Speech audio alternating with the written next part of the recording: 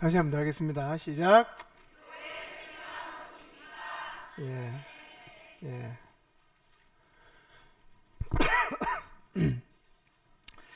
자, 이 특강을 하게 된 이유는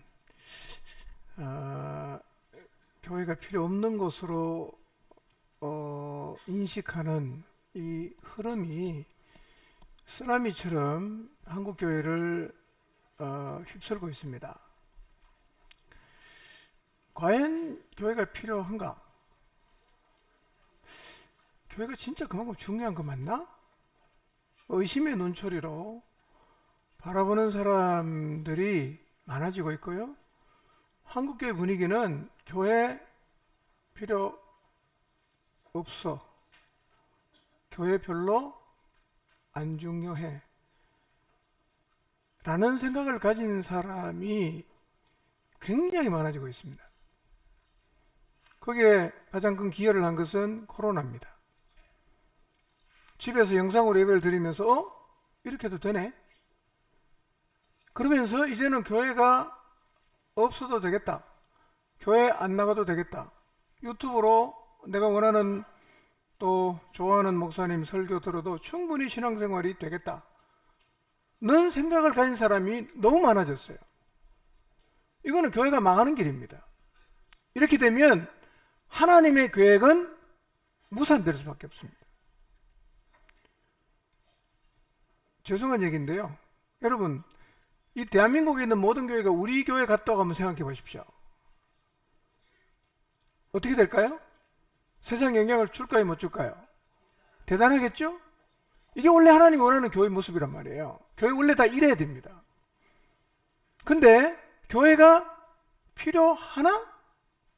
없어도 되는 것 같은데 왜 이 교회는 교회를 이렇게 강조하지? 뭔가 저희가 있는 게 아닌가? 이런 의심의 눈초리를 가지는 사람이 우리 안에도 적지 않은 것 같아요. 그래서 제가 이 강의를 하는 거예요. 교회가 진짜 필요하냐?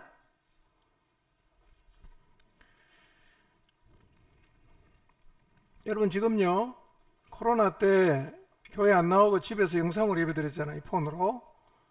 그때도 틀어놓고 그냥 팬티 입고 소파에 들어누워서 예배드리는 사람, 드리다가 라면 끓여 먹고 했던 별의별 사람이 다 있었어요. 소파에 누워 이렇게 하다가 처음에는 보다가 그냥 반대로 돌아서 자고, 그런 이제 고발을 하죠. 아내가 고발하고 자식이 고발합니다. 찍어서 우리 아빠 이러고 있다고 보내주고. 그러니까 온 세상에 폭로가 됐죠. 근데요, 그때 교회를 안 나온 사람이 지금도 안 나오는 사람이 굉장히 많습니다. 지금도 안 나와요. 특히 젊은이들은 안 돌아옵니다. 그게 옳은 걸까요?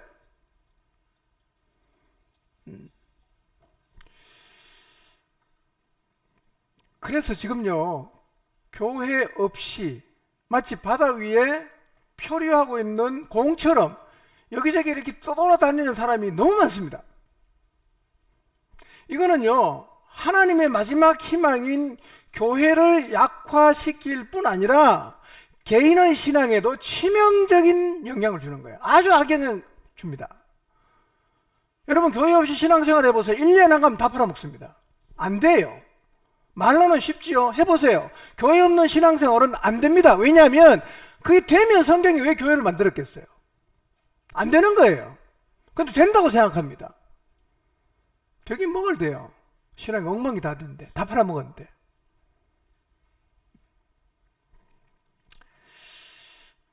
여러분, 이 시간 정직하게 여러분 자신에게 한번 질문해 보시길 바랍니다. 정직하게. 교회는 과연 필요 없는 곳인가? 원래 없어도 되는 건데, 이 포항중앙치매교는 유독 교회를 강조하는 곳인가? 아니면 원래 성경에도 교회가 있는데 있기 때문에 교회를 중요하게 생각하는 건가에 대해서 한번 질문해 보시기를 바랍니다. 그럼 성경에 교회가 있습니까? 성경에 교회가 있나요? 진짜 있습니까? 성경에 교회가 어떠해야 된다는 것도 있습니까? 있어요. 있단 말이에요. 그래서 이 시간에 한번 몇 가지 질문을 하고요. 이 질문에 대한 답을 좀 성경에서 찾도록 할 텐데요. 첫 번째, 교회 누가 만들었냐 하는 거예요. 교회 누가 만들었나? 뭐 때문에 만들었냐?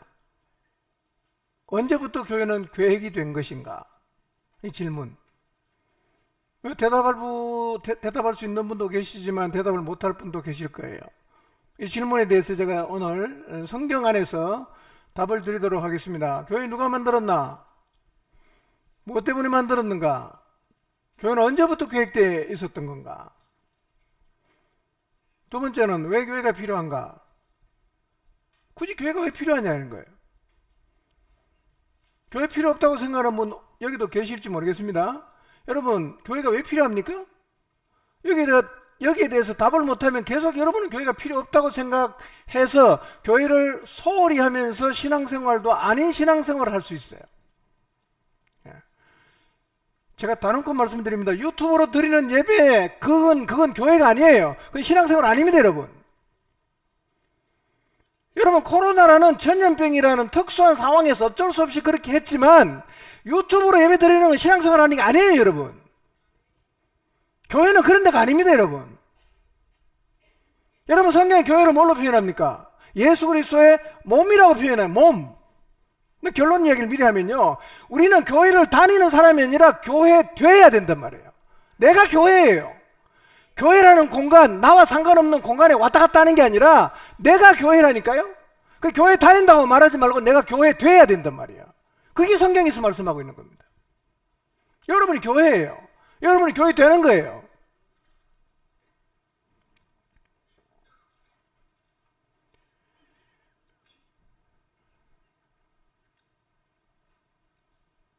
세 번째는 교회는 어떤 곳인가? 교회는 어떤 곳인가? 네 번째는 십자가와 교회는 어떤 관계가 있는가? 구원과 교회는 어떤 관계가 있는가? 여러분, 십자가를 뚫으면 주님이 나를 위해서 십자가에서 고난당하시고 죽으셨다, 그것만 생각하면 안 되고요, 십자가랑 붙어있는 게 하나 더 있어요. 그게 뭔지 아십니까? 그게 교회입니다. 하나님의 머릿속에는 십자가와 교회는 붙어있는 거예요. 따로 있는 게 아닙니다, 여러분. 구원은 감사하지만 교회는 필요 없다, 이거는 말도 안 되는 이야기입니다.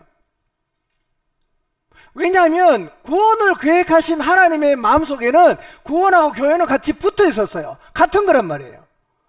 근데 우리 반만 생각하는 거예요. 십자가 감격하는데 교회는 필요 없다 그래요. 그거 아니에요, 여러분. 붙어 있는 거 제가 성경에서 확인해 드리겠습니다.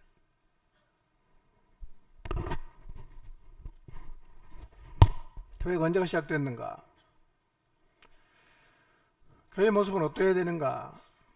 제가 다는 못하고요, 시간 되는 데까지 한 4가지 정도만 질문에 대해서 답을 찾도록 하겠습니다. 근데 질문은 굉장히 중요한 질문이에요. 교회가 어떤 곳인지 아는 건 중요하고요, 그냥 등 떠밀려 가는 게 아니라 여러분이 자발적으로 이 교회의 일원이 되고 교회 되어서 이 교회를 세우는 일, 그리고 교회를 통해서 하나님이 계획하신 일을 감당하는 일에 헌신하는 사람이 되어야 합니다. 원래 교회는 구경꾼이 없는 데입니다. 다 지체이기 때문에 자기 역할이 다 있고, 지체가 자기 역할을 감당해야 그게 건강한 교회가 되는 거고, 건강한 교회가 되어야 교회가 세상을 이기는 거예요. 다 집에서 유튜브 보고 예배드리고 다 뭐 그냥 교회랑 상관없이 사는데, 여러분, 그런 게 100만 명에서 아무 소용없습니다. 여러분, 예루살렘 교회가 당시에 한 개밖에 없는 교회였는데 전 세계 복음 다 들고 갔죠. 안디옥 교회 교인 별로 안 돼요. 그 사도 바울 바나바 파송해서 복음 들고 딴 것까지 갔어요.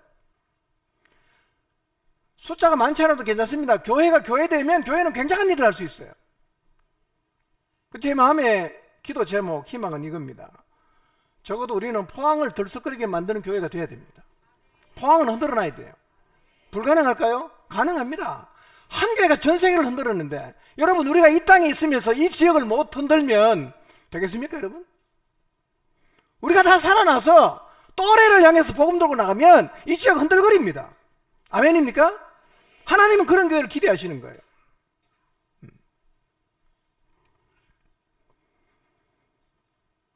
교회가 어떤 곳인지를 아는 것은 매우 중요합니다. 왜냐하면 교회의 정체가 규명이 돼야 교회를 대하는 우리의 태도가 결정되기 때문이에요. 교회가 어떤 곳이냐? 정체를 규명해야 돼요. 아, 중요하네? 그럼 중요하게 생각해야 돼요. 그거 아무것도 아니네? 그거 하찮게 생각해도 돼요. 정체부터 규명해야 돼요. 왜냐하면 그 정체를 규명하면 뭐가 따라옵니까? 대하는 태도가 따라온단 말이에요. 아무것도 아니다. 우리가 중요하게 생각할 이유가 뭐가 있어요? 야, 이게 진짜 중요하네. 내 생명 드리고 인생 다 드려도 괜찮네. 그럼 그렇게 사는 거예요. 그 행동이 어디서 결정됩니까? 정체를 규명하는 데서 행동이 결정이 된다는 거예요.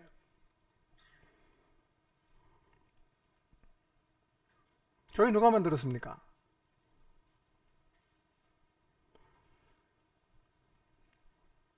여러분, 교회가 어느 나라에서부터 시작됐죠? 영국에서 시작됐습니까? 아니면 미국에서 교회가 시작됐어요? 어느 나라에 시작됐습니까? 아프리카에 시작됐습니까? 누가 교회를 만들었냐 하는 것은 교회의 정체성과 깊은 연관이 있어요. 누가 만들었냐? 여러분, 만약에 교회가 사람이 만들었다면, 그리고 사람이 만든 시대의 산물이라면 이 교회 정체는 융통성이 있습니다. 사람이 만들었으니까. 시대의 산물이니까 시대가 바뀌면 또 바꿀 수 있죠. 정체를. 그렇죠? 시대의 산물이면 시대가 바뀌면 바꿔야죠. 그리고 시대 상황이 바뀌면 없어도 되겠죠.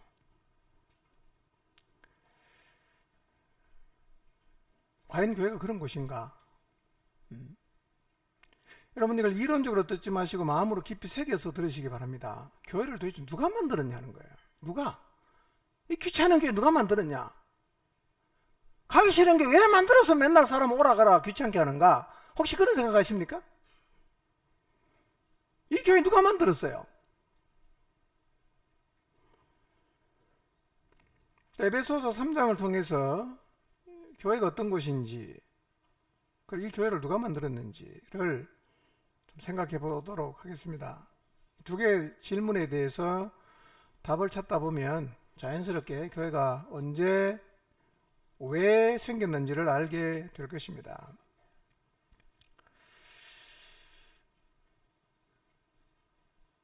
여러분, 신앙생활을 나 혼자 살 수 있는 겁니까? 교회 없이 나 혼자 신앙생활을 할 수 있는 겁니까? 오늘날 그렇게 생각하는 사람이 너무 많습니다. 교회가 왜 필요해? 요즘에는 유튜브가 발달되어 있다 보니까 그런 생각을 안 하는 사람이 더 많아졌어요. 왜냐하면 그 사람들이 교회가 없어도 신앙생활을 할 수 있다고 생각하는 이유는 이거예요. 내가 예수님 믿고 나면 내 혼자 성경 읽을 수 있잖아. 나 혼자 기도할 수 있잖아. 큐티도 할 수 있잖아. 왜 교회가 필요하냐는 거예요. 내 혼자 하면 되는데. 아니, 집에서 내가 성경 읽고 묵상하고 은혜 받고 집에서 기도하고 그러면 되지. 뭐 때문에 교회까지 나가서 간섭받고 교회에 소속되고 오라가라 귀찮게 하는 그 간섭을 내가 다 받아야 되냐? 그 이유 때문에 신앙생활을 혼자 할 수 있다고 생각을 한다는 거예요. 이런 생각은 우리 시대 사조와 맞아떨어진 거죠. 난 자유로운 영혼이고 싶다. 내 마음대로 하고 싶다. 나는 뭐 교회에 소속돼서 교회가 하라는 대로 할 마음이 없다. 가고 싶으면 가고, 가기 싫으면 안 가고. 내 마음대로 하는 거지. 그 왜 다른 사람이 내 삶에 간섭해서 뭐 꼭 어떤 규칙을 정해놓고 꼭 해야 된다 이렇게 강요하냐 이거예요. 나 그런 거 싫다.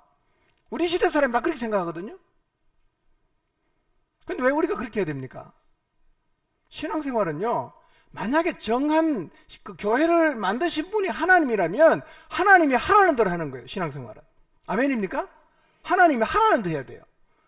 예. 자, 그러면 우리가 좀 어떻게 필요 없다고 생각도 하고 귀찮아하는 교회를 누가 만들었는지, 어떻게 교회가 생겨났는지를 한번 좀 확인해 보도록 하겠습니다. 에베소서 3장을 한번 펴보시고요. 에베소서 3장 펴보시고 한번 보도록 하겠습니다. 자, 다 할 시간은 없으니까 3절부터 한번 볼까요? 3절. 자, 화면 뜹니다. 떴습니까? 읽어볼까요? 시작.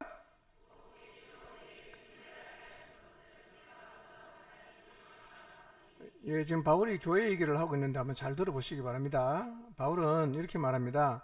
하나님께서 자신에게 계시로 비밀을 알려주었다고 얘기를 하고 있어요.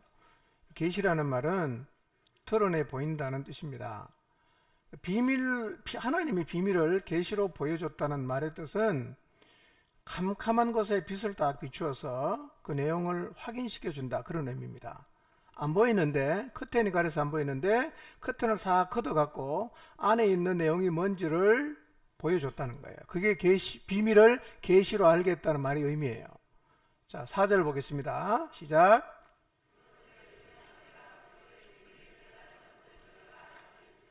예, 계시로 비밀을 알겠는데 그건 어떻게 할 수 있냐? 4절을 보니까 그거는 읽으면 아는 거예요. 읽으면.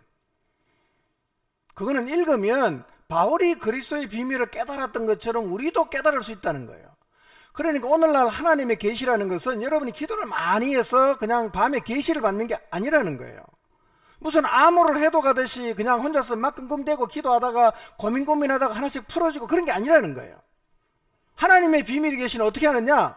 읽으면 알아요. 뭘 읽으면 됩니까? 성경 읽으면 아는 거예요. 그러니까 자꾸 성경 안 읽고 엉뚱한 얘기하고 뭐 받았다 이런 사람 다 이단들입니다. 그거예요. 원래 계시는 어떻게 알아요? 감추어졌던 건데 커튼 확 열어서 공개됐어요. 드러난 비밀이에요. 이 누가 아냐? 읽는 사람은 다 알아요. 읽는 사람은. 4절에 그랬죠? 그것을 읽으면 내가 그리스도의 비밀을 깨달은 것처럼 너희도 안다 이거예요. 하나님이 계시는 이제 드러난 비밀. 누가 안다? 읽으면 알아. 그러니까 하나님 뜻은 누가 알 수 있어요? 성경을 자꾸 읽는 사람이 아는 거예요. 성경을 자꾸 읽어야 됩니다. 예. 자, 5절 봅니다. 시작.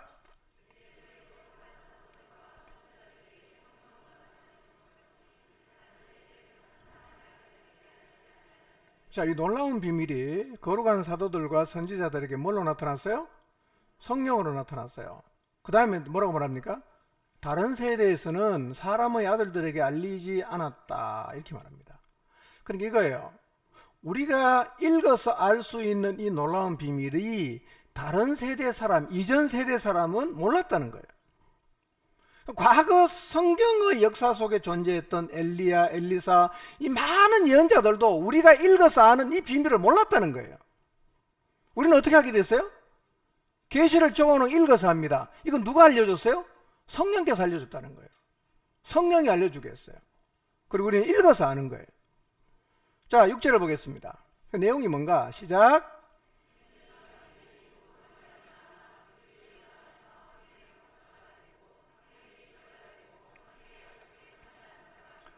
예, 이 계시의 비밀이 뭐냐면 이방인들, 유대인이 아니라 이방인들이 복음으로 말미암아 상속자가 되는 거예요. 이방인이 지체가 되는 거예요. 이방인이 약속에 참여한 자가 되는 거예요. 이게 비밀이에요.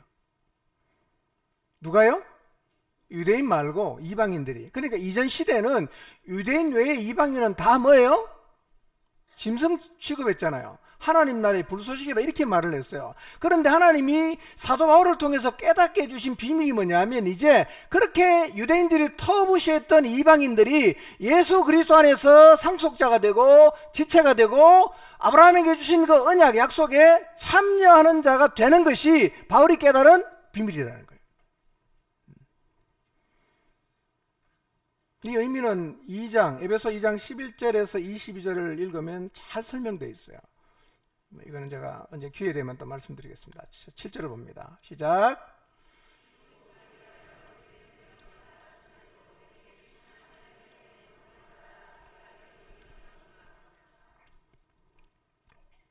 이 복음을 위해서 자기는 뭐가 됐다고요? 예, 일꾼이 됐다. 하나님의 비밀을 전하는 일꾼이 되었다라고 고백하고 있습니다. 나는 이 복음을 위해서 하나님의 은혜 선물을 전하는 일꾼이 되었다. 그렇게 얘기하고 있습니다. 자, 8절 9절 봅니다. 시작.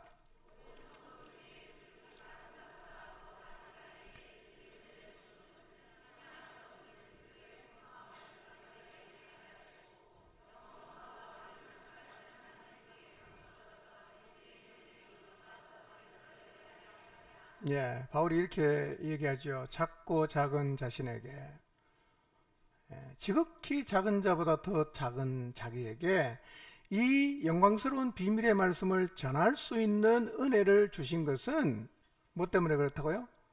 청량할 수 없는 그리스도의 풍성함을 누구에게 전합니까? 이방인에게 전하는 거예요. 그 다음에 영원부터 만물을 창조하신 하나님 속에 감추어졌던 비밀의 계획이 무엇인지 밝히려고, 드러내려고 하나님이 지극히 작은 자보다 더 작은 자기에게 은혜를 주셨다는 거예요. 바울은 자기가 이 복음을, 이방인에게 복음을 전파하는 사도가 된 것은 놀라운 하나님의 은혜였다, 이렇게 고백하고 있습니다. 우리는 복음 전하는 거 별로 안 좋아하잖아요. 바울은 얼마나 영광스럽게 생각하는지 몰라요. 지극히 작은 나에게 이 청량할 수 없는 은혜를 주신 것 너무너무 감사하다. 왜 줬냐? 이 그리스도의 풍성을 누구에게 전하려고? 이방인에게 전하려고. 바울은 자기 자신이 이방인을 위해서 부름받은 사도로 자처를 하잖아요. 10절을 봅니다. 시작.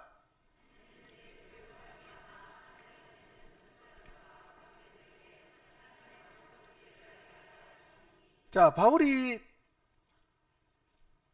하나님이 주신 그 청량할 수 없는 은혜를 입어서 이방인들에게 복음을 전했죠. 그렇죠? 혼자 갔습니까? 자기 혼자 갔어요? 누가 보냈어요? 교회가 보냈습니다. 어느 교회가? 안디옥 교회가 보냈어요. 10절에 이렇게 말합니다. 교회를 통해서 하나님은 이 놀라운 은혜의 복음을 어떻게 한다고요? 전한다는 거예요. 그러니까 하나님 예수 그리스도를 통하여 완성된 구원의 복음을 땅끝까지 전파하기 위해서 하나님이 계획하신 것이 어디라는 거예요? 그게 바로 교회라는 거예요. 교회.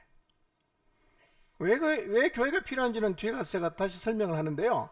하나님의 비밀을 온 세상에 알리기 위해서 하나님이 준비한 것이 바로 교회라는 거예요. 자, 그럼 한번 정리해 봅니다. 교회 누가 만들었어요? 누가 만들었어요? 하나님 만들었어요. 교회는 사람이 고안한 거 아닙니다. 미국에서 만들어진 거 아니고요. 영국에서 만들어진 게 아닙니다. 머리 좋은 사람이 기독교라는 종교를 잘 포교하기 위해서, 전파하기 위해서 정리해서 발전시킨 것이 아니고 교회는 하나님이 만들었어요. 그러니까 여러분이 교회 안에서 땅끝까지 복음을 전파하라고 하신 그 하나님 명령에 순종해서 복음을 누군가에게 전하고 있다면 여러분은 영원하신 하나님의 계획에 이미 참여하고 있는 거예요.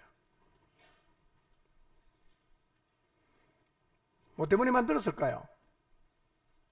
교회 왜 만들었어요? 다 봤지요? 하나님의 비밀인 그리스도의 그 풍성함을 모든 사람에게 전하려고. 이게 교회 존재 목적입니다. 교회는 뭐 해야 됩니까? 예수 그리스도를 전해야 됩니다. 교회의 목적은 사회사업이 아닙니다, 여러분. 교회 목적은 구제사업 아니에요. 물론 그것도 부수적으로 할 수 있죠. 그러나 교회가 해야 될 가장 중요한 일은 뭐죠? 복음 전파예요. 그것 때문에 하나님이 계획하셨거든요. 여러분, 이 환영사다 읽어보셨어요? 안 읽어보셨어요? 읽어보셨겠죠? 다시 한번 읽어보시기 바랍니다. 제가 우리 공동체를 바라보면서 느낀 것을 솔직히 적어놨어요. 저는 이번 수련을 통해서 회복되길 원하는데요. 우리 안에 나타난 현상이 뭐냐? 쉽게 설명하면 자석에 자력이 떨어진 거예요. 자력이 떨어졌어요. 안 붙어요, 잘. 하나님 말씀대로 우리가 잘 안 움직여지는 거예요. 가장 극명하게 나타나는 것이 복음 들고 안 가는 겁니다. 이게 자력이 완전히 떨어진 거예요. 존재 목적이 그건데 존재 목적을 안 하고 있으면 우리는 사실은요, 하나님 볼 때는 뭔가 굉장히 문제가 생긴 거예요. 교회는요, 어떤 교회가 좋은 교회냐? 두려움 없이 세상에 나가서 복음을 전파하는 사람들로 채워진 교회가 하나님이 제일 좋아하시는 교회입니다. 왜냐하면 그것 때문에 만들었기 때문에. 그것 때문에 만들었어요. 자, 그러면 교회는 언제부터 계획되어 있어요? 언제부터 계획됐을까요? 하나님 마음에 교회가 있었어요. 목적은 예수 그리스도를 통해서 완성된 구원의 복음을 전하는 거예요. 그럼 이 교회는 하나님 언제부터 계획했냐? 자, 에베소 3장 10절 11절 봅니다. 시작.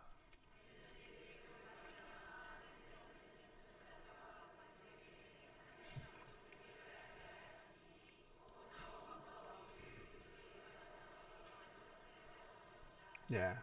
언제부터 계획되어 있었어요? 영원부터입니다. 어디서 계획되어 있었다고요? 그리스도 예수 안에서. 그리스도 예수 안에서. 그러니까 구원을 계획하실 때 모두 같이 계획했어요. 교회도 같이 계획했습니다.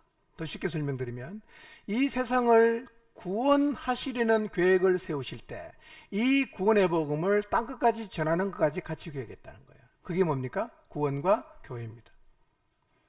언제부터 계획돼서 교회는? 영원전부터입니다. 여러분, 교회가 시시한 데가 아니에요. 여러분, 우리가 모여서 몸을 이루고 공동체를 형성한 교회인데 이 교회는 하나님의 머릿속에는 영원전부터 계획되어 있던 거예요.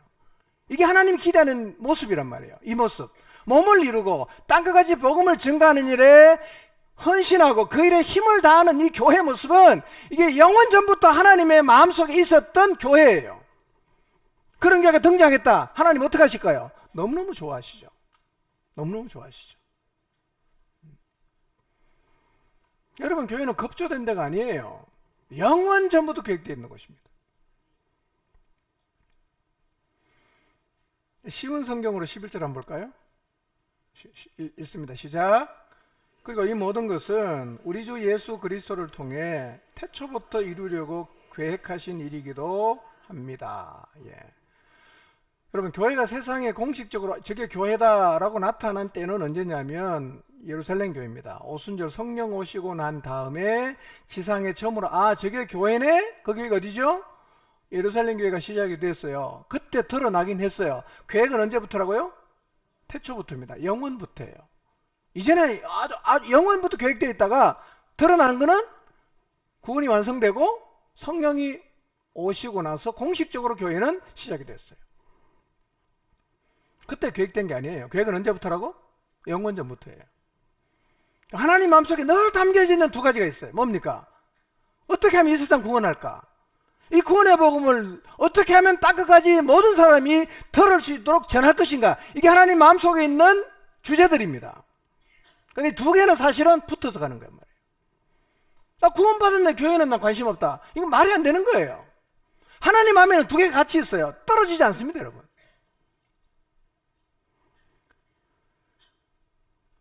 여러분, 바울이 복음의 비밀과 교회의 비밀을 깨달았잖아요. 그 바울의 마음속에 늘 뭐가 있어요? 교회가 있는 거예요. 교회가 세워져야 돼요. 그래 하나님 뜻이 이 땅에 이루어지니까 교회가 세워져야 되는 거예요. 예. 교회가 건강해야 돼요. 그래 하나님 뜻을 이룰 수 있어요. 그렇기 때문에 건강한 교회를 세우는 일은 우리가 인생을 들여도 절대로 과하지 않은 주제란 말이에요. 여러분 인생을 다 던져서 영원전에 교회 가신 주님의 교회가 건강하게 세워지고 목적한 대로 땅끝까지 복음을 증거하는 일을 하는 일에 여러분 인생을 들였다. 절대로 여러분 인생 잘못 산 거 아니라는 사실을 믿으시기 바랍니다. 가장 잘 산 거예요. 우리 다 그렇게 살아야 됩니다. 여러분 교회가 제대로 세워지면요 전 세계도 흔들 수 있습니다. 아멘입니까? 1차적으로 어디부터 흔들자? 포항부터 흔들자 이거예요. 어떻게 해요? 교회 되면 되는 거예요. 뭐 여러분 나가서 뭐 포항 흔들리고 지진이 일으키고 이럴 필요가 없어요. 그냥 여러분이 하나님 말씀 가슴에 담고 이 말씀대로 살면요 사람들의 마음이 흔들리게 돼 있어요. 우리 안에 복음이 나타나고 복음의 능력이 나타나고 영혼들이 죽게 돌아 변화된 삶을 살고 이런 일이 계속 일어나 보세요. 도시가 흔들리는 거예요. 그게 하나님의 기대입니다. 교회를 통해서 세상을 흔들고 교회를 통해서 세상을 구원하는 것, 이것이 교회를 향한 지금도 변함없는 하나님의 기대라는 사실을 잊지 마시기를 바랍니다. 바울의 고백을 한번 들어볼까요? 고린도후서 11장 28절입니다. 읽습니다. 시작.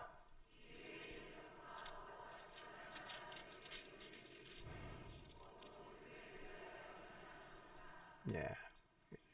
11장 23절부터 보면 바울이 자기 자신의 복음을 전하다가 겪은 고난을 쭉 얘기합니다. 매 맞은 거, 위험한 일 당한 거, 뭐 굶은 거, 그 다음에 굶주린 거, 헐벗은 거 쫙 얘기를 합니다. 그 얘기하다가 28절에 결론처럼 하는 얘기가 뭡니까? 이 외의 일은 고사하고 날마다 내 속에 내 마음을 누르는 게 있다. 그게 뭐라고요? 교회가 건강하게 세워져야 되는데, 저 고린도 교회 좀 건강해야 되는데, 저 갈라디아 교회 좀 건강해야 되는데, 저 에베소에 있는 교회 좀 건강해야 되는데, 이 바울의 마음속에는 교회를 향한 애타는 마음이 있어요. 왜 그렇습니까? 교회를 깨달았잖아요. 하나님의 마음속에 세상을 복음으로 구원하는 일을 위해서 영원전에 세운 교회들이 곳곳마다 건강하게 세워져야 되는데, 그래서 바울은요, 본인이 그렇게 힘들게 고난당하면서 복음 전파했지만 늘 자기 마음에 담겨져 마음을 누르고 있는 게 뭐냐면 교회들을 바라보면서 염려하는 거였습니다. 교회들을 바라보면서. 예. 이게 하나님 마음입니다. 여러분, 우리도 교회가 이렇게 소중한 곳임을 깨닫고 하나님의 교회가 건강하게 세워지도록 바라봐야 되고, 우리도 그것 때문에 마음 무거워해야 되고, 때로는 그 때문에 염려를 해야 할 것입니다. 작은 교회가 뭘까요? 여러분, 목장 아니겠어요? 목장이 작은 교회입니다. 여러분, 늘 목장을 바라보면서 하나님 좀 기도하시고 우리 목장 좀 건강하게 세워져야 되는데, 그걸 같이 좀 생각하게 되시길 바랍니다. 어떻게 목장 세울 건가 제가 준비는 했지만 시간 안 될 것 같아요. 다음에 한번 기회 되면 하겠습니다. 예. 자, 두 번째 이제 질문입니다. 왜 교회가 필요한가? 왜 교회가 필요한가? 자, 무슨 얘기냐면, 예수님을 통해서 구원의 역사를 이루시고 그 복음을 땅끝까지 전하는 일이라면 굳이 교회가 왜 필요하냐 하는 생각을 할 수 있어요. 그렇죠? 유대인들도 있고요. 성전도 있고, 또 유대인들이 모이면 회당도 있고, 그런 걸 통해서 해도 되는데 굳이 왜 또 교회가 필요하냐 이런 생각을 할 수 있지 않겠어요? 예. 왜 굳이 그 교회가 필요하냐는 거예요. 이미 기존에 있는 거 쓰면 안 됩니까?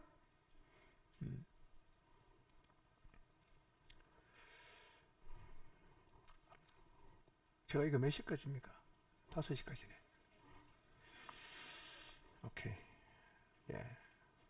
자, 제가 지금 좀 간략하게 설명할 텐데요.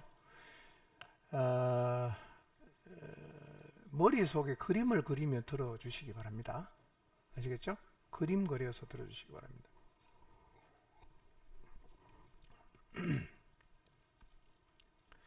자, 지금 제가 설명드리는 주제는 이거예요. 땅끝까지 복음을 전파하는 일이 문제가 된다면 왜 교회가 필요하냐는 거예요. 성전도 있고 회당도 있잖아. 유대인들도 있잖아. 그 사람 통해서 하면 되는데 굳이 왜 하나님이 영원 전부터 구원과 함께 교회를 계획했냐 하는 거예요. 그거 진짜 필요한 건가? 이중 투자 아닌가? 중복 투자되는 거 아닌가? 이미 있는 거 쓰면 되지. 뭐 때문에 교회를 또 만드냐? 이런 질문이 생길 수 있거든요. 제가 하는 설명을 잘 들어보십시오. 진짜 교회가 없으면 안 되겠다. 이런 생각 여러분 하기도 해요. 태초에 하나님이 세상을 만드시고 사람 만드셨어요. 인간이 쉽게 말하면 타락했어요. 하나님 기준을 버리고 자기 기준 따라 하나님이 금하신 선악을 알게 하는 나무의 과실을 먹었습니다. 하나님 떠나갔어요. 우리도 다 같이 따라 떠났죠. 하나님 심판을 우리는 다 이제 피할 수 없게 됐습니다. 하나님은 이런 인간을 위해서 구원의 약속을 주세요. 창세기 3장 15절을 한번 볼까요? 인간에게 구원 약속 주셨는데 최초의 구원 약속이 이겁니다. 읽어봅니다. 시작. 내가 너로 여자와 원수가 되게 하고 내 후손도 여자의 후손과 원수가 되게 하리니 여자의 후손은 내 머리를 상하게 할 것이요 너는 그의 발꿈치를 상하게 할 것이니라. 예. 자, 이게 이제 어떤 의미냐면, 어떤 말이냐면 여자의 후손이 와서 아담을 타락시킨 뱀, 다시 말하면 사탄의 머리를 박살낸다, 그런 얘기입니다. 누가 와서? 여자의 후손이. 이게 이제 명확하게 표현되지 않은 그 원시복음이다, 이렇게 표현하는 거예요. 원시복음이다. 하나님이 이제 아담이 타락한 이후에 이런 약속을 줬어요. 자, 그 후에 가인의 후손과 셋의 후손이 갈라집니다. 셋의 후손 속에 누가 오느냐면 아브라함이 와요. 하나님은 아브라함을 부르시고 이렇게 말씀하셨어요. 천하 만민이 내 후손을 통해서 복을 받는다, 이렇게 말씀하셨어요. 누가요? 천하 만민이 네 후손을 통해 복을 받는다, 그렇게 말씀하셨어요. 우리 창세기 쭉 공부할 때 하나님이 아브라함에게 주셨던 이 약속 기억하시죠? 자, 18장 18절 한번 보겠습니다. 시작. 아브라함은 강대한 나라가 되고 하시죠. 천하 만민은 그로 말미암아 복을 받게 될 것이 아니냐. 누가 복을 받아요? 아브라함은 강대한 나라가 되고 천하 만민이 아브라함을 통해서 복을 받게 된다 그랬습니다. 그 다음에 하나 넘어가고 26장 4절을 봅니다. 시간 없으니까 시작. 내 자손을 하늘의 별과 같이 번성하게 하여 이 모든 땅을 내 자손에게 주리니 내 자손으로 말미암아 천하 만민이 복을 받으리라 그랬어요. 이거는 이삭에게 준 약속이에요. 아브라함에게 준 약속 이삭에게 주고, 이삭에게 준 약속 야곱에게도 주는 거예요. 그 약속 계속 그냥 내려가죠. 근데 여기서 이렇게 말씀하시죠. 내 자손으로 말미암아 천하 만민이 복을 받는다, 이렇게 말씀을 하셨어요. 그러니까 하나님의 계획은 이겁니다. 천하 만민이 복을 받게 하려고 제사장 나라로 이스라엘을 선택을 하신 거예요. 이스라엘은 그 역할을 잘 감당해서 이스라엘을 통해서 천하 만민이 복을 받게 해야 돼요. 이게 이스라엘에게 주어진 사명입니다. 그런데 이 이스라엘은 하나님의 약속을 오해를 하죠. 하나님은 너의 후손을 통해서 너네가 제사장 역할을 잘해서 천하 만민이 복을 받게 돼야 한다고 말씀하셨는데, 이스라엘은 아브라함의 후손인 자기 민족만 복을 받는다고 생각을 한 거예요. 이제 이게 중간에 사달이 난 거예요. 그런데 그러다 보니까 이 사람들이 선민의식에 빠지는 거예요. 우리 외에는 다 안 돼. 그래서 이방인들은 인간 취급도 안 하고, 너 할례 없잖아, 약속 없잖아, 이렇게 말하고 관라밖에 내놨단 말이에요. 원래 하나님 계획은 뭐죠? 그의 후손을 통해서 천하 만민이 복을 받게 하는 건데, 이스라엘은 자기들 빼는 건 다 관라밖에 냈단 말이에요. 그런데 하나님께서 아브라함의 자손을 통해서 천하 만민이 복을 받는다고 했을 때 그 자손은 이스라엘이 아니었어요. 누구냐면 예수 그리스도였단 말이에요. 예수 그리스도. 아브라함의 자손으로 오실 예수 그리스도. 그거를 설명하는 게 마태복음 1장의 족보입니다.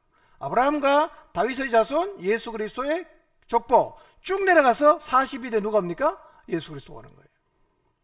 그러니까 예수 그리스도는 아브라함에게 약속하신 천하 만민에게 복을 받게 하기 위한 누구 후손입니까? 아브라함의 후손, 구원자 메시아란 말이에요.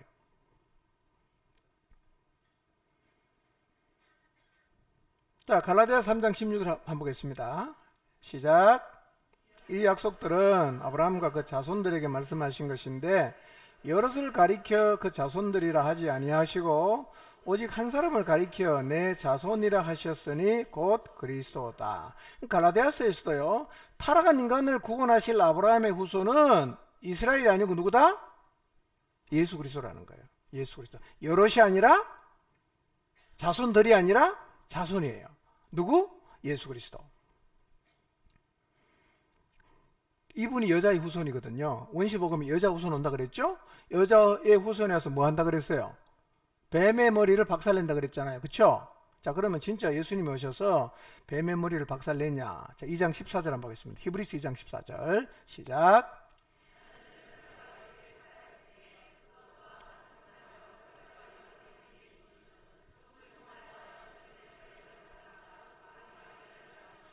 예. 예수 그리스도께서 오셔서 죽음을 통해서 죽음의 세력을 잡고 있는 마귀를 어떻게 했다고요? 멸했다는 거예요. 박살냈다는 거예요. 이분이 누굽니까? 예수님이에요. 이분이 여자의 후손이에요.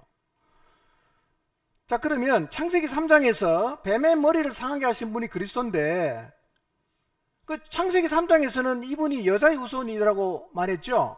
그럼 진짜 예수님이 여자의 후손이 맞는가?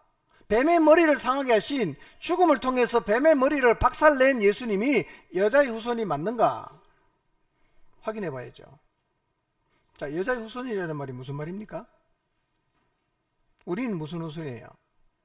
남자의 후손이죠. 왜 남자의 후손이라고 그럽니까? 남자의 씨로 왔으니까 다 남자의 후손이죠. 이 지구상에는 여자의 후손이 있습니까?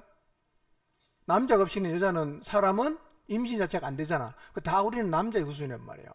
그런데 이 세상에 구원자로 오실 그분은 누구로 온다고요? 여자의 후손으로 온다. 그러면 남자 씨가 없이 온다는 거예요. 그럼 예수님이 어떻게 오셨어요? 자, 그래서 자, 마태복음 1장 한번 보겠습니다. 23절, 20절, 23절에서 25절까지 시작.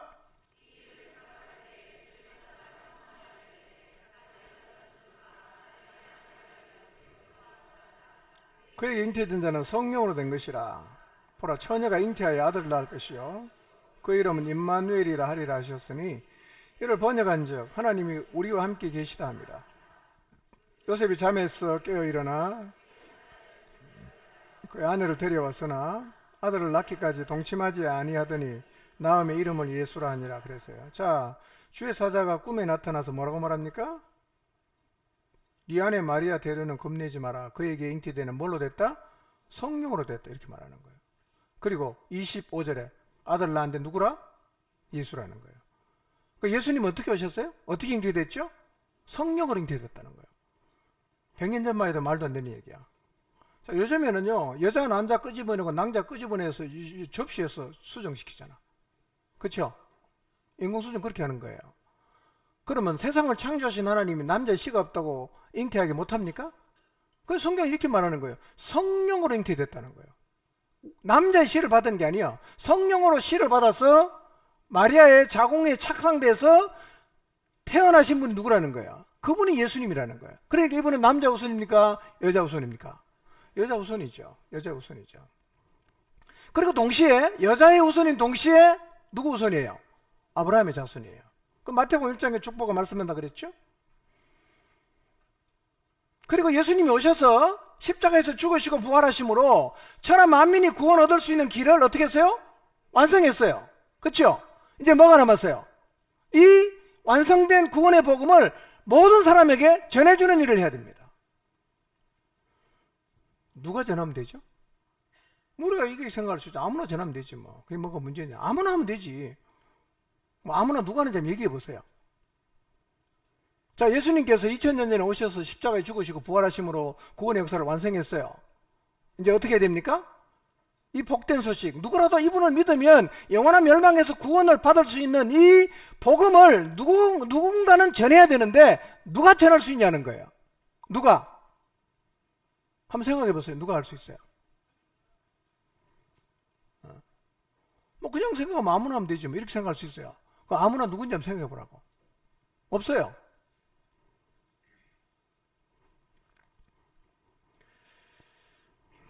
크게 나누면 두 개 있어요. 가능성 있는 사람. 하나는 누구냐? 이방인들이에요. 우리 같은 사람. 근데 문제는 이방인은 아무도 하나님을 안 믿어요. 자, 하나님도 안 믿고 예수님을 안 믿는 사람이 예수님께서 완성하신 구원의 복음을 전할까요? 자, 쉽게 설명하면 자, 교회 밖에 있는 사람이 예수님 전합니까? 전합니까? 안 전하죠. 당연히 안 전하죠. 자기도 안 믿는데 뭘 전해요? 믿어야 전할 거 아니야. 본인도 안 믿어요. 그러면 하나님께서 완성해 놓으신 이 구원의 역사를 일단 이방인은 골라받게 안 돼. 그 사람들은 안 믿기 때문에 안 되는 거예요. 그럼 가능성 있는 사람 누가 있어요? 그래도 하나님 믿는 유대인이 가능성이 있죠. 유대인은 뭐 그래도 되겠다. 근데 과연 이 유대인 이스라엘이 이 일을 할 수가 있냐? 자세히 들여다보면 유대인은 이방인보다 더 가능성이 없어요. 더 가능성 없습니다. 왜냐하면 유대인들은 이때까지도 자기들만 하나님이 선택한 민족이라는 선민의식에 사로잡혀 있어서 예전에 이방인들은 지옥의 불쏘시개다, 이방인들은 짐승이다 라고 생각해서 인간 취급도 안 했어요. 그런 사람들이 복음을 이방인에게 전하겠습니까? 안 전합니다. 안 전해요. 중요한 건요, 유대인들은 지금도 예수님을 안 믿어요. 지금까지도 안 믿어요. 그러면 유대인에게 이걸 맡겨놓으면 복음이 어디까지 갔을까요? 그냥 있죠. 그 사람들은 이방인의 복음 안 전하거든요. 지금도 유대인들 복음 안 전하거든요. 아니, 안 전하는 정도가 아니라 유대인들은 지금까지 예수님도 안 믿어요. 아니, 안 믿는 예수님 어떻게 전합니까? 그러니까 가만히 따지고 보면 이방인은 당연히 안 전하죠. 유대인도 복음을 안 전해요. 만약에 전할 것 같으면 지금이라도 복음 전해야 되잖아. 유대인들은 지금도 복음 안 전합니다. 아니, 안 전하는 정도가 아니라 자기들도 예수님 안 믿습니다. 유대인들은 예수님을 선지자라고 생각합니다. 재밌는 거는요, 이스라엘 땅에 선교하러 갔던 사람이 유대교로 개종하는 사람이 있습니다. 예수님이 선지자예요. 그 나름의 논리가 없겠어요? 이 사람들이 그러면 예수님을 통해서 완성된 구원의 복음을 들고 나가서 세상에 있는 모든 사람에게 전하겠습니까? 당연히 안 전합니다. 그럼 누가 합니까? 아니 구원의 역사는 완성했는데 하나님이 자기 아들을 세상에 보내서 엄청난 대가를 지불하고, 여러분 하나님이 사람이 됐다는 자체가 그게 대단한 겁니다. 그게 희생이에요. 여러분 바퀴벌레 됐다, 그 자체가 희생 아닙니까? 여러분이 개미 됐다, 아니면 어떻게 살았냐 두 번째 치고요, 개미가 됐다는 자체가 여러분의 최고의 헌신이고 희생이란 말이에요. 하나님이 사람 됐다, 그 이상의 하나님의 희생 헌신이 없어요. 그렇게 값비싼 대가를 지불하고 이루는 구원이 완성이 되었는데 누가 전해야 될 거 아니에요? 없어요, 전할 사람이. 하나님 몰랐습니까? 알지요. 그래서 하나님이 이 복음을 전할 사람이 없으니까 구원을 계획할 때 복음 전할 것도 같이 계획했어요. 그게 뭐라고요? 그게 교회란 말이에요. 교회. 구원은 교회가 같이 가는 거예요.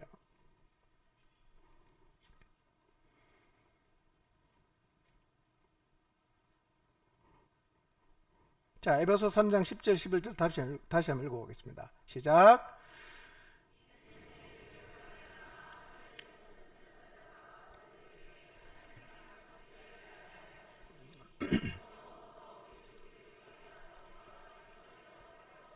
자, 8절부터 보면 청량할 수 없는 하나님의 은혜를 바울이 전하는 일에 부름받은 것을 굉장히 영광스럽게 생각했죠. 그게 뭐였어요? 비밀이 이방인이 함께 상속자가 되고 이방인이 함께 약속에 참여하는 자가 되는 거였죠. 이제 이방인 유대인 구분 없이 다 하나님 앞에 올 수가 있게 되었어요. 근데 그걸 누가 전한다고요? 11절에? 10절에? 교회가 전하는 거예요. 이 교회는 언제 계획했다고요? 영원부터. 그러니까 하나님에게는 과거, 현재, 미래가 없어요. 다 그냥 다 보이는 거예요. 그러니까 하나님이 보니까 구원의 역사를 완성해도 이 구원의 복음을 전할 사람이 없어요. 기관도 없어요. 그러니까 처음부터 구원과 이 구원의 복음을 전할 교회를 같이 계획했어요. 언제? 영원전에. 그리고 예수님이 십자가에서 죽으시고 부활하시고 하늘에 오르신 다음에 바로 따라 시작되는 게 교회란 말이에요. 자, 그건 뒤에가 제가 설명하겠습니다. 자, 한번 정리해 봅니다. 교회 누가 만들었어요? 왜 만들었습니까? 하나님의 비밀, 그렇죠? 하나님의 비밀 뭐였죠? 예수 그리스도를 통해서 이방인들이 상속자가 되고 이방인들이 자녀가 되고 이방인들이 하나님의 약속에 참여하는 자가 되는 이 비밀을 전하려고 언제 계획했죠? 영원부터 계획됐어요. 그럼 굳이 왜 교회가 필요했어요? 교회가 아니면 이 복음을 전할 사람이 없어요. 없어요. 지금도 없습니다. 지금도요.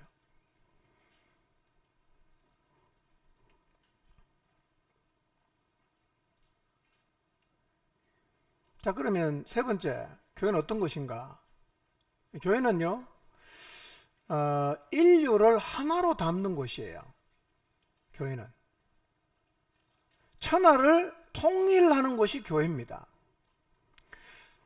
하나님은 원래부터요 유대인의 하나님이 아니에요. 온 세상을 창조하셨기 때문에 하나님은 온 세상의 하나님이에요. 아멘입니까? 하나님은 특정한 민족의 하나님이 아니라 모든 족속, 모든 민족의 하나님이세요. 그런데 중간에 유대인들이 끼어들어갖고 하나님을 자기들만의 하나님이라고 어떻게 했죠? 왜곡시켜 놨잖아요. 그래서 인류가 두 개로 나눠졌어요. 어떻게 나눠졌냐? 하나님을 찾는 유대인과 그 다음에 하나님을 찾지 않는 이방인으로 딱 두 개 나눠지는 거예요. 하나님을 찾는 유대인, 하나님을 찾지 않는 이방인, 이렇게 나눠졌어요. 자, 이게 두 개 나눠졌는데 이게 통일이 될까요?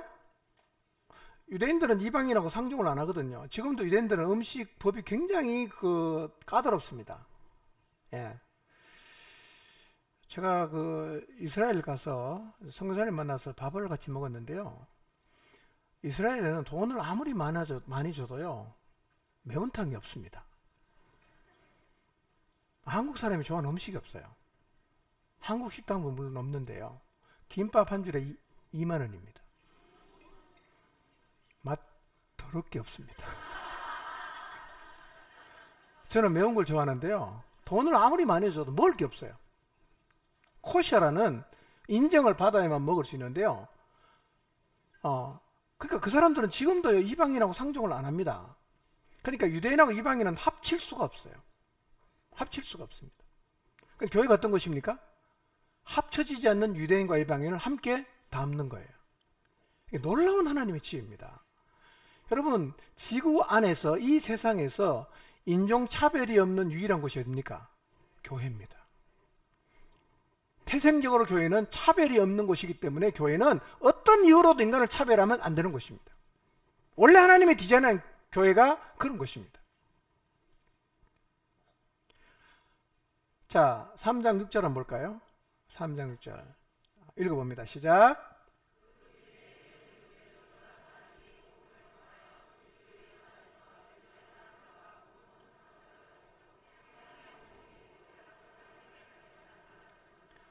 여러분, 이게요 엄청난 얘기예요.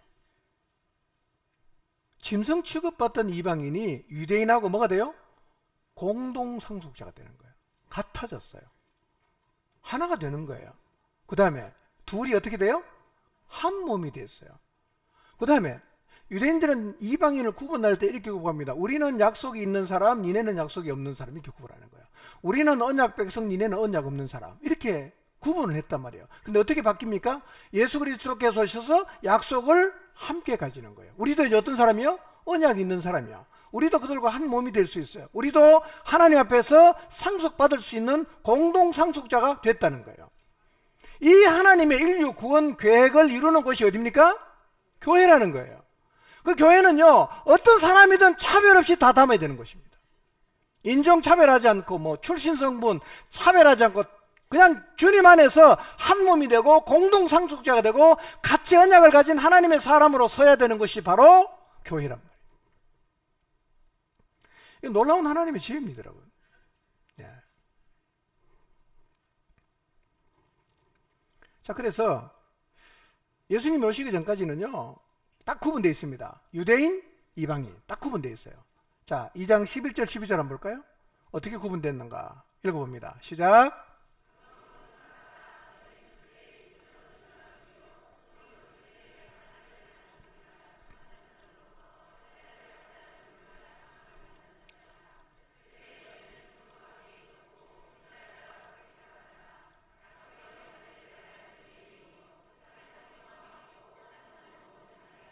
네. 자, 본문 잘 보세요. 우리는 예수님이 오기 전까지는 어떻게 유대인하고 구분됐습니까? 우리는 이방인, 우리는 할례 없는 사람, 우리는 그리스도 밖의 사람, 우리는 이스라엘 나라 밖의 사람, 우리는 약속의 언약과 상관이 없는 사람. 그래서 세상에서 소망도 없고 하나님이 없는 사람이었어요. 누가? 우리가요. 이방인 우리입니다. 여러분 다 그런 사람이었어요. 근데 뭘로 하나가 됩니까? 교회를 통해서 하나가 되는 거예요. 교회. 놀랍습니다. 자, 11절 22절 한번 여러분은 읽으실 것 같아. 오늘 잠자기 전에 에베소서 2장 11절과 12절 한번 읽어보세요. 어떻게 하나가 되는가? 둘이 어떻게 하나가 되는가? 잘 설명해 놨거든요. 꼭 한번 읽어보세요. 네. 자, 이제 마지막으로 십자가와 교회의 관계를 한번 생각해 보겠습니다. 십자가와 교회의 관계. 자, 하나님은 예수님의 십자가를 통해서 구원을 이루시고, 그 다음에 예수님이 머리가 되시는 교회를 통해서 그 비밀을 천하 만민에게 전하려는 계획을 언제 세웠지요? 영원 전부터 세웠어요. 영원 전부터. 자, 1장 20절 21절 한번 보겠습니다. 에베소 1장 시작.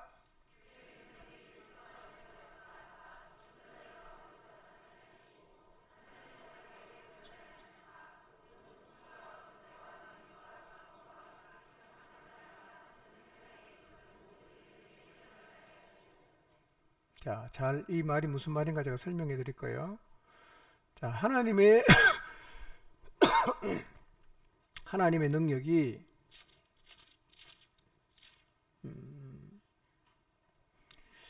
하나님의 능력이 예수님 안에 역사를 했어요. 하나님의 능력이 어디 안에 역사했다고요? 예수님 안에 역사하니까 어떤 일이 벌어졌냐면 죽은 자들 가운데서 살리셨어요. 하나님의 능력이 예수님만 역사하니까 죽은 자들 가운데 살렸어요. 누구를?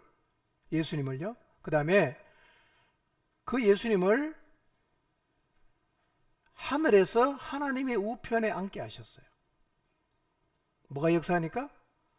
하나님의 능력이 예수님만 역사하니까 죽은 자들 가운데 살리고 하늘에서 하나님 우편에 앉게 하시고, 그 다음 21절, 모든 통치와 권세와 능력과 주권과 이 세상뿐 아니라 오는 세상에 일컫는 모든 이름 위에 뛰어나게 하셨어요.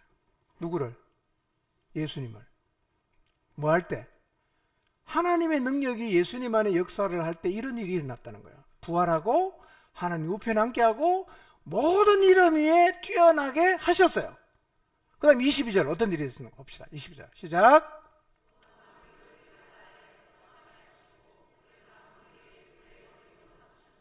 예. 자, 다시 한번 정리합니다. 하나님의 능력이 예수님만 역사를 하니까 첫째 예수님을 부활하게 하시고, 그 다음에 하늘에 하나님의 오른편에 앉게 하시고, 그 다음에 모든 이름 위에 뛰어나게 하시고, 그 다음에 모든 만물을 그분의 발 아래에 복종하게 하셨어요. 그 다음에 어떤 일이 일어났어요? 그를 만물 위에 교회의 머리로 삼았다, 이렇게 말합니다. 그러니까 구원의 역사가 완성이 된 다음에 뭐가 나타납니까? 교회가 나타나는 거예요. 교회가. 그리고 예수님이 교회 뭐라고요? 머리예요. 이게 무슨 의미일까요? 여러분, 물론 공식적으로 교회는요 오순절날 시작이 됐어요.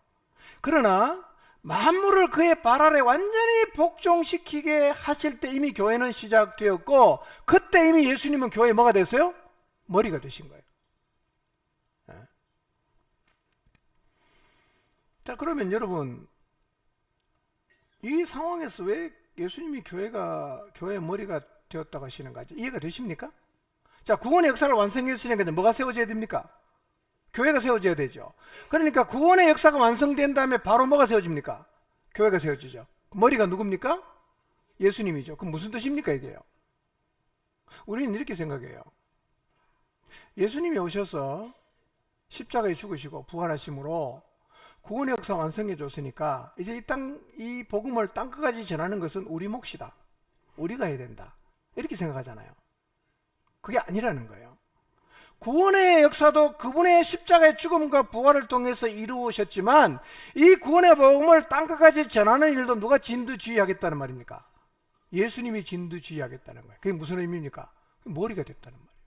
이 교회의 머리가 누굽니까? 땅끝까지 복음 전하는 일을 사명으로 받은 이 지상에 있는 교회의 머리가 누굽니까? 예수님이에요. 무슨 얘기입니까? 내가 한다 이거예요. 내가 한다. 복음 전파 역사도 내가 주도한다. 그리고 한 분 더 보내주신 분이 계십니다. 누굽니까? 성령님이에요. 그러니까요, 땅끝까지 복음을 증가하는 일은 삼위 하나님이 같이 하는 거예요.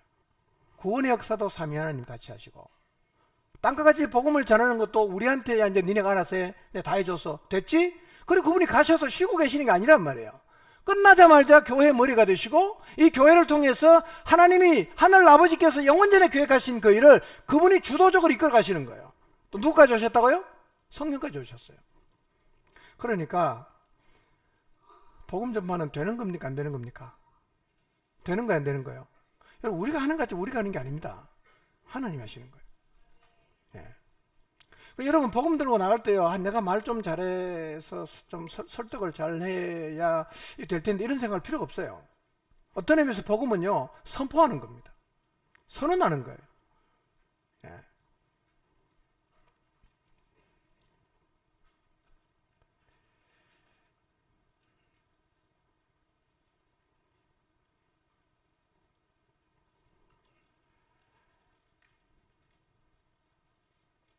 자, 그러면 구체적으로 교회가 뭡니까? 구체적으로. 자, 예수님이 교회 머리시죠? 그럼 포항중앙침례교회라는 이 지역교회의 머리는 누굽니까? 예수님이죠. 진짜 믿으시기 바랍니다. 저는 예수님이 교회 머리라는 사실이 얼마나 제게 큰 격려가 되고 위로가 되고 또 저를 안심하게 하는지 모릅니다. 가끔씩 걱정이 될 때요, 저는 다시 확인합니다. 아, 이 교회 머리는 예수님이구나. 내가 너무 주저넘게 걱정했구나. 아, 주님 알아서 할 건데. 주님이 머리라는 사실이요, 제가 얼마나 격려가 되는지 모릅니다. 맡길 수 있어요. 여러분, 작은 교회 목장의 머리는 누굴까요? 예수님입니다. 여러분이 다 한다고 생각하지 마세요. 맡기시기 바랍니다. 너무 걱정되면 맡기세요. 그분이 하세요. 맡기라는 말은 그냥 푹 쉬라 그런 얘기는 아니죠. 맡기고 그분의 말씀에 우리는 시키는 대로만 하면 되는 거죠. 우리가 다 계획하고 주도할 이유는 없어요. 원래 계획은 누가 하는 겁니까? 머리가 하는 거죠. 머리가 나쁘면 몸이 고생하지만 우리는 머리가 얼마나 대단한 분입니까? 예수님 머리예요. 그분이 계획을 잘못해서 우리가 쓸데없는 길을 가거나 왔더니 잘못했네 이런 일은 없습니다. 시키는 대로 가면 언제나 그게 최선입니다. 그게 최상이 된다는 사실을 믿으시기를 바랍니다. 자, 근데 문제는 이게 여러분 이론이 되면 안 돼요. 예. 자, 그러면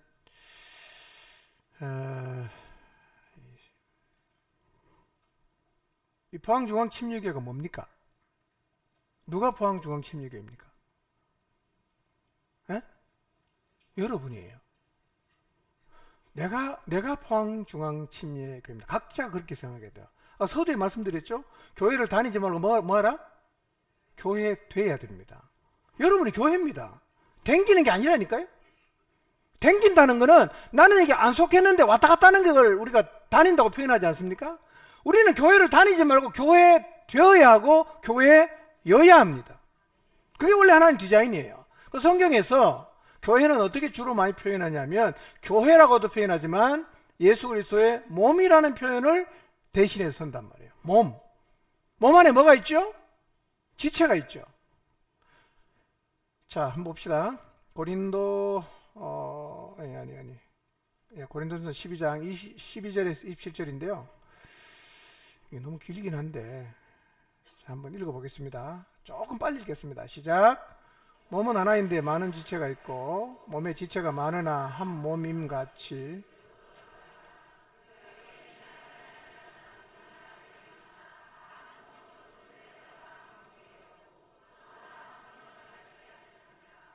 몸은 여럿이니 만일 발이 이르되 나는 손이 아니니 몸에 붙지 아니하였다 할지라도 이로써 몸에 붙지 아니한 것이 아니요 또 귀가 이르되 나는 눈이 아니니 몸에 붙지 아니하였다 할지라도 이로써 몸에 붙지 아니한 것이 아니니 만일 온몸이 눈이면 듣는 곳은 어디며 온몸이 듣는 곳이면 냄새만 듣는 곳은 어디냐. 그러나 이제 하나님이 그 원하시는 대로 지체를 각각 몸에 두셨으니 만일 다 한 지체뿐이면 몸은 어디냐. 이제 지체는 많으나 몸은 하나라. 눈이 손들어 내가 너를 쓸 데가 없다 하거나 또한 머리가 발들어 내가 너를 쓸 데가 없다 하지 못하리라. 그뿐 아니라 더 약하게 보이는 몸의 지체가 도리어 요긴하고 우리가 몸의 덜 귀히 여기는 그것들을 더욱 귀한 것들로 입혀주며 우리 아름답지 못한 지체는 더욱 아름다운 것을 얻느니라. 그런즉 우리 아름다운 지체는 그럴 필요가 없느니라. 오직 하나님이 몸을 고르게 하여 부족한 지체에게 귀중함을 다하사 몸 가운데서 분쟁이 없고 오직 여러 지체가 서로 같이 돌보게 하셨느니라. 만일 한 지체가 고통을 받으면 모든 지체가 함께 고통을 받고 한 지체가 영광을 얻으며 모든 지체가 함께 즐거워하느니라. 너희는 그리스도의 몸이요 지체의 각 부분이라 그랬어요. 자, 여러분은 뭡니까? 몸에 속해 있는 뭐죠? 지체예요. 지체는 많습니다. 우리 몸 안에도 지체가 굉장히 많아요. 세포로 따지면 한 100쪽이 된다 그럽니다. 100쪽에. 여러분이 교회라는 사실 잊지 마시기 바랍니다. 이제 여러분 교회 다니는 사람이 되지 말고 교회에 속한 사람이 되시기를 바랍니다. 특정한 공간에 왔다 갔다 하는 사람이 아니라 내가 예수님을 믿고 몸에 속했다는 사실을 인식하시고 교회가 되시기를 바랍니다. 교회는 1인칭으로 말해야 돼요. 니네 교회 이렇게 말하면 안 돼요. 내가 교회이기 때문에 내 교회입니다. 내가 교회예요. 나하고 상관없는 얘기가 아닙니다. 여러분 교회 욕하면 그건 내 욕하는 겁니다. 여러분이 아니 내 코 왜 이렇게 못생겼어? 누구 욕하는 겁니까? 내 욕하는 거죠. 내 다리 왜 이렇게 못생겼어? 그거 내 욕하는 거 아닙니까? 여러분 그러니까 내가 교회이기 때문에요. 교회가 아프면 나도 아픈 것이고 교회가 영광보다 같이 기뻐하고 그런 거예요. 그 자꾸 여러분은 교회하고 분리돼서 교회가 여러분이 별개로 있다고 생각하지 마시기를 바랍니다. 에베소 4장 16절 한번 읽어봅니다. 시작.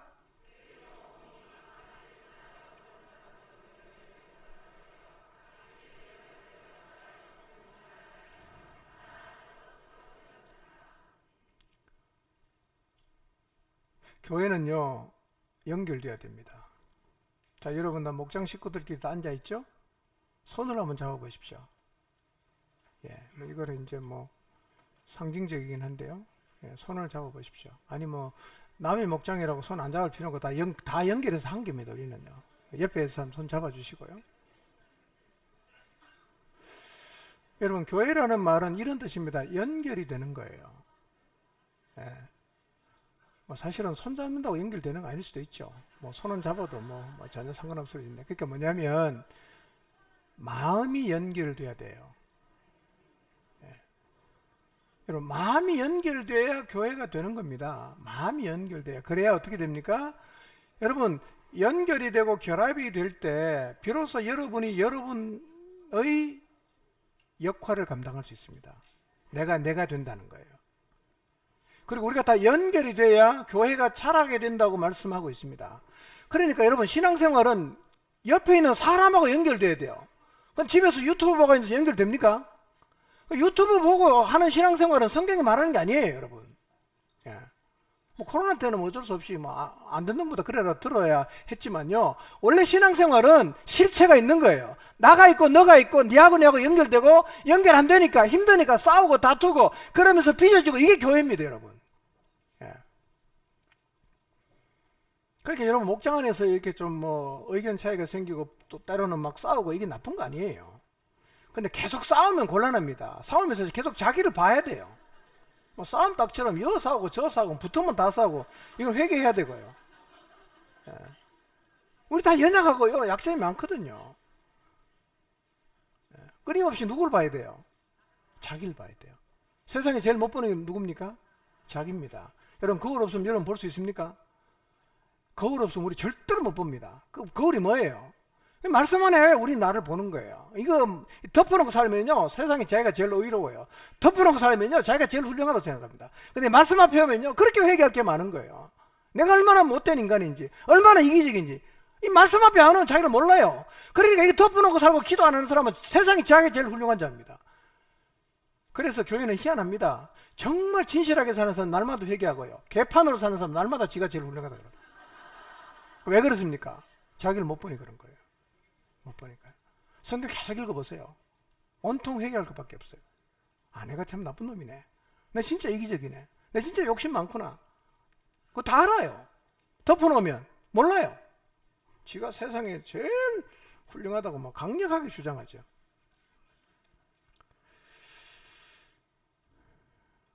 여러분, 신앙생활은 유튜브를 할 수 있습니까? 왜요? 연결돼야 되잖아. 연결. 맨날 집에 앉아 유튜브는 어떻게 연결돼요? 연결된다는 게 뭐예요? 제가 손잡는 건 퍼포먼스를 했는데요, 마음과 마음이 왔다 갔다 해야 됩니다. 하나님이 디자인한 교회 그거예요. 마음과 마음이 왔다 갔다 해서 하나로 뭉쳐지고, 머리 대신 예수 그리스도의 말씀을 따라 성령과 함께 세상으로 나가서 복음을 전파해서 잃어버린 영혼, 멸망으로 가는 영혼을 건져내는 것이 바로 하나님이 기대하는 교회의 풍경이에요. 다 각계 전투하면 안 돼요, 여러분. 예. 인격적인 연결이 신앙생활입니다. 여러분, 인격적으로 연결 안 되면 싸울 일이 있습니까? 맨날 내 혼자 집에 있는데 누구랑 싸웁니까? 나하고 싸웁니까? 싸울 일 없죠. 자기가 되게 훌륭한 줄 알아요. 그 교회 나와서 목장이 좀 불편한 얘기 들으면요, 막 화를 내면서, 야, 나는 안 건드리면 괜찮은 사람인데 왜 나 건드리냐 이거야. 아니, 안 건드려서 저기 안 건드려서 나쁜 사람이 어디 있어요? 안 건드리면 다 가만히 있는 거죠. 여러분, 안 건드려서 여러분 괜찮은 사람이라고 말하지만, 근데 웃기는 얘기입니다. 건드려도 괜찮은 사람이 괜찮은 사람이에요. 예. 근데 우리가요, 인격적으로 연결되어 살다 보면 건드려도 수용이 돼요.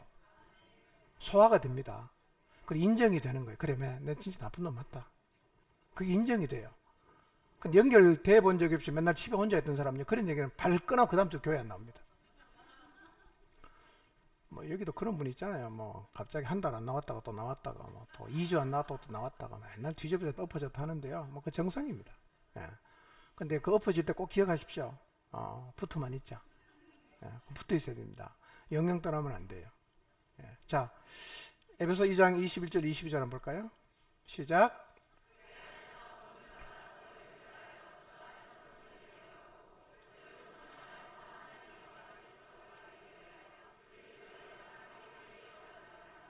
자, 그 안에서 건물마다 어떻게 연결이 돼요. 그래야 주 안에 성전이 되죠. 그다음 우리도 성령 안에서 하나님이 거하실 초소가 되기 위해서 그리스도 예수 안에서 함께 지어지는 거예요. 혼자 짓는 게 아닙니다. 함께 지어지는 거예요. 여러분, 함께 하는 게 얼마나 힘든지 아세요? 세상에 제일 편한 게 뭐예요? 내 혼자 하는 겁니다. 하나님은 그렇게 원하질 않아요. 우리는 하나님 우리가 같이 가길 원합니다. 힘들어요. 느립니다. 근데 함께 가면 굉장한 힘이 있어요. 여러분, 마음이 나누어진 사람 100명 가봐도 아무 소용없습니다. 마음이 뭉친 사람 20명 가니까 훨씬 더 파워가 납니다. 그걸 어디서 경험하는 거예요? 교회에서 경험하는 거예요. 난 그거 싫으니까 나는 뭐 목장 안 나가겠다, 그거 싫다, 뭐 그래서요 난 나 혼자 하고 싶다고 하는데요, 여러분 신앙생활 그렇게 하는 게 아니에요. 원래 하나님이 함께 하라 그랬어요. 함께 지어지는 거예요. 연결되는 거예요. 이거 안 하겠다는 얘기는 여러분 스스로가 하나님 말씀하신 대로 안 살겠다는 얘기입니다.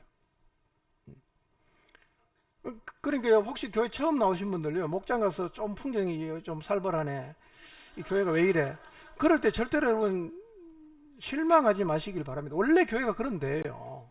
제가 한번 얘기했잖아요. 왜 교회에 이상한 사람이 많습니까? 교회는 면접을 안 보거든요. 아무나 다 받잖아. 뭐 이상한 사람인지 알고 받아요. 얼마나 분탕직일지 다 보입니다. 야, 저 인간 참 견적 많이 나온다. 속으로 견적 많이 나온다. 야, 저 목장 치고 죽었다. 저 반 죽었다.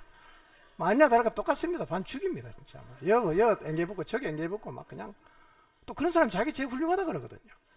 우린 다 알아요. 여러분 목장에 누구를 막 괴롭히면 전 다 압니다. 누가 좀 이렇게 견적 많이 나온지요. 그러니까 교회는요, 이렇게 면접도 안 보고 아무나 다 받아갖고 그걸 온몸으로 받아내는 겁니다. 얼마나 괴롭겠어요. 이런 사랑을 주는 데가 세상에 어디에 있습니까? 여러분이 뭐 그냥 와서 이상한 얘기하고 뭐 그냥 말도 안 되는 소리만 1시간 떠들어대면 그 누가 들어줍니까? 우리 다 들어주잖아요. 가끔 시계는 보지만, 야, 저 언제 끝나나, 저. 예. 목장에 나는 좀 짧게 하세요. 너무 길게 하지 말고. 1시간씩 한 사람 있어. 예.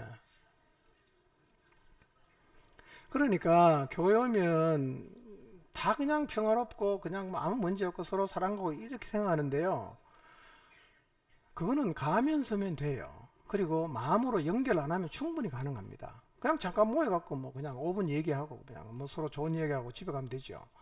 그러면 이제 그렇게 살면 우리의 이 교회를 떠난 삶은 엉망입니다. 여기서 복닥거리면요, 나가서 삶이 달라지는 거예요. 달라지는 거예요. 이 사람과 부딪히면 얼마나 우리가 아름답게 빚어지는지 아세요? 여러분 애 키워봐서 알잖아요. 애 많은 집하고 한 명 있는 하고 누가 더 훌륭한 인격입니까? 왜 한 명보다 많은 사람이 훌륭하죠? 많이 싸웠잖아. 피 튀게 싸웠잖아. 그러니까 이 여러 명 큰 사람은요, 사과 3개 있으면 지가 몇 개인 줄 압니다. 형제 5이면 3개 있다, 아, 나 밥만 먹어야 되겠다. 계산이 딱 나옵니다. 혼자 키우면요 다 지 거예요. 그러니까 그런 사람이 오면요 다 지 거라 그러면 이게 싸우지 않겠어요? 불편하지 않겠어요? 그게 교회란 말이에요. 그 빚어져 가는 거예요. 함께 지어져 가는 거예요. 함께 세워져 가는 거예요. 우리는 상관없으면 안 됩니다. 그런 사람 불편하고도 상관없어지면 그때부터는 교회가 영적으로 주저앉게 됩니다. 주저앉아요.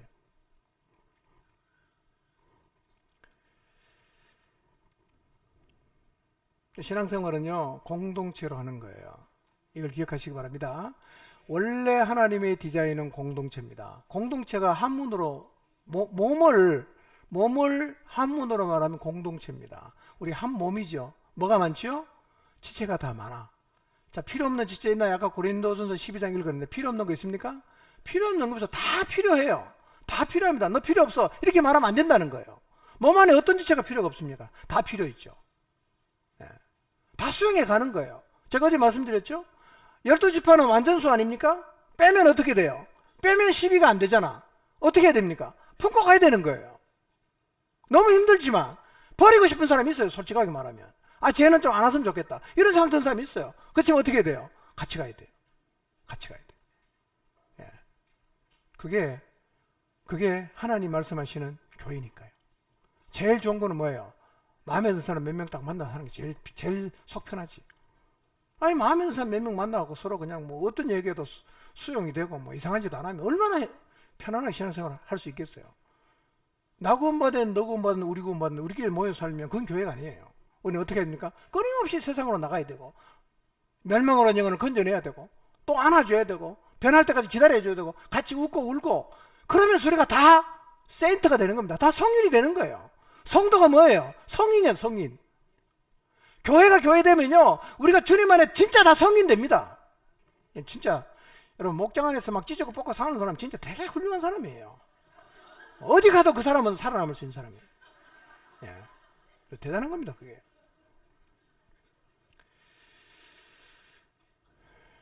여러분, 지체들이 연결이 되어서 한 몸으로 가는 것이 정확하게 성경이 말하는 신앙생활이에요. 유튜브 보고 하는 거는 신앙생활 아니에요. 그거는 주님이 절대로 원하는 게 아닙니다. 교회가 뭐냐? 한 몸이에요, 한 몸. 예. 자, 구원받은 사람의 성도에게 교회가 필요합니까? 안 필요합니까? 왜 필요합니까? 여러분, 예수님 믿고 구원받았으면 이제 주님을 위해서 살아야 될 거 아니에요? 어디 가서 그렇게 살아요? 교회 안에 속해서 그렇게 사는 거죠. 연결되어서 만들어지고 빚어지고 한 몸이 되어서 주님의 사명을 감당하는 것이 바로 교회입니다. 자, 구원받으면 어디에 속해야 됩니까? 교회에 속해야 됩니다. 구원받는 교회 필요 없다. 바른 신앙입니까? 잘못된 신앙입니까? 잘못된 신앙이에요. 예. 교회 필요합니까? 안 필요합니까? 필요합니다. 누가 만들었어요? 하나님입니다. 잊지 마시길 바랍니다. 신앙생활은 함께 하는 겁니다. 함께 지으는 거예요. 연결되는 거예요. 예. 서로 상관없이 살지 마시고요. 목장 식구는 다 해야 돼요. 근데 하여튼 참 견적 나오는 분이 다 우리 견적 나오죠. 성경 써서 가보세요. 다 견적 엄청 나옵니다. 좀 살살 하시기 바랍니다. 너무 앵개 붙지 마시고. 그리고 하여튼 더불어 살기 위해서 제일 중요한 거는요, 너를 고치려고 하지 마세요. 누굴 고쳐야 됩니까? 나를 고쳐야 됩니다. 나만 고치면 돼. 나는 스스로 절대로 못 고치는 존재입니다. 관, 보는 거 세 가지 있다 그랬죠? 견, 시, 관. 어떤 시각으로 봐야 됩니까? 관의 관점으로. 그럼 우리가 할 수 없어요. 어떻게 할 수 있어요? 하나님 돌아가야 돼요. 여러분, 이 하나님 말씀이 거울이라는 사실 잊지 마시기 바랍니다. 옆에 계속 서보세요. 그리고 이 말씀 읽다가 회개를 해야 됩니다. 그래야 목장이 좀 평안해. 덮어놓고 사는 사람은요, 진짜 힘들어요. 여러분이 힘든 게 문제가 아니고, 여러분 때문에 주변 사람이 너무 힘들면 이거 제발 좀 알아주세요. 여러분 주변 사람이 힘든 거 좀 알아주시라니까. 자기만 힘들다 그러지 마시고요. 네. 왜 그렇게 되냐? 이거 안 읽어서 그래요. 거울을 안 보니까 오늘 그래 그냥 화장 덕지덕지 붓고 막 그냥 지저분한데 이거 거울이 없으니까 그래 자기 이쁜 줄 알고 막 돌아다니니까 참 옆에서 오면 참 기가 찬 거 아니겠어요? 예. 우리 그렇게 될 수 있습니다. 그렇게 될 수 있어요. 성경 읽으시기 바랍니다. 거울입니다. 그리고 제일 좋은 거는 우리가 말씀 앞에서 회개하는 거예요. 내가 달라져요. 그럼 좀 평화가 옵니다. 그래서 교회가요, 다 성경 안 읽으면 그 교회는 진짜 재앙입니다. 그건 진짜 재앙이에요. 사람 살 수 없는 데가 됩니다. 그러나 어떤 과거를 갖고 있다가 저는 창세기 하면서 이걸 참 많이 깨달았어요. 우리 교회 제가 목회를 하면서 요즘에는 견적 나오는 사람이 더 많은 것 같아요. 점점 많아지는 것 같아요. 참 제가 들 때는 좀 마음이 아파요. 목자들을 보면 저 다 당연히는 참 보통이 아니다 저거. 그런 생각이 드는데요. 근데 야곱의 12아들을 보면서 그 사람들을 통해서 하나님의 구원 역사가 이어져 가잖아요.